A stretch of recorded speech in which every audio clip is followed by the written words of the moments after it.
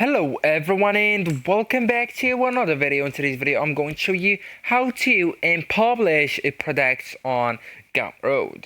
So actually guys, as first you will need to log in and go to your products section. Okay, so go first to the gumroad.com, log in with your account, then click on the dashboard option that's located at the top right corner of the page, and click on the products option that's located at the left hand menu. Okay, so here you will need to click on the products to edit it. So go with an existing one and click it just like so. And then if the product is published or already published, you will have an option at the top right of the editor, so you will see the publish button. Okay, if the product is live as I told you, then just click the arrow next to the publish or menu depending on interface, then select and publish.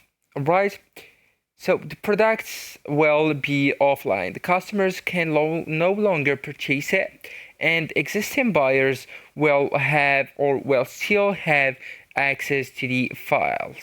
So Gumroad may ask you to confirm, then just click yes, and your product status will not show or will no show as unpublished in your library.